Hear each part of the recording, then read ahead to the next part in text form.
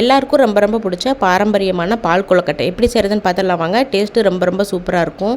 இது செய்கிறதுக்கு 1.5 கப் அளவுக்கு இடியாப்பம் மாவு எடுத்திருக்கேன். அது கூடவே கொஞ்சமாக உப்பு, சுடு தண்ணி நல்லா கொதிக்க வச்சுட்டு அதில் கொஞ்சம் கொஞ்சமாக ஊற்றி நல்லா மிக்ஸ் பண்ணிவிட்டு சப்பாத்தி மாவு மாதிரி நல்லா சாஃப்டாக மிக்ஸ் பண்ணி எடுத்துக்கலாம். பிணைஞ்ச மாவை நமக்கு பிடிச்ச ஷேப்பில் உருட்டி எடுத்துக்கலாம். நான் வந்து உருண்டையாகவும் கொஞ்சம் நீளமாகவும் உருட்டி எடுத்திருக்கேன்.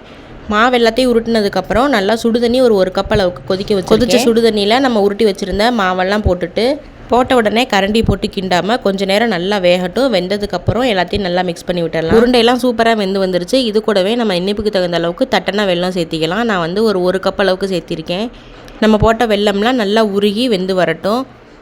அடுப்பு மீடியம் ஃப்ளேமில் வச்சு இது வேகிறதுக்குள்ளே கெட்டியான தேங்காய் பால் எடுத்துகிட்டு வந்துடலாம். நான் வந்து 1.5 கப் அளவுக்கு தேங்காய் பால் எடுத்து அது நல்லா வெந்ததுக்கப்புறம் அது மேலே ஊற்றிட்டு 1 ஸ்பூன் அளவுக்கு அதே இடியாப்ப மாவில் கொஞ்சமாக தண்ணி இல்லாட்டி தேங்காய் பால் ஊற்றி நல்லா மிக்ஸ் பண்ணிவிட்டு அது கூட ஊற்றி நல்லா கொதிக்க விட்டோம்னா கெட்டியாகி வந்துடும். 10 நிமிஷம் நல்லா வேக விட்டு எடுத்தோம்னா பர்ஃபெக்டான பால் கொழுக்கட்டை ரெடி. டேஸ்ட் ரொம்ப ரொம்ப சூப்பராக இருக்கும். ட்ரை பண்ணி பாருங்கள். வீடியோ பிடிச்சிருந்துச்சுன்னா லைக் பண்ணிவிட்டு அப்படியே சப்ஸ்கிரைப் பண்ணிடுங்க. தேங்க்யூ.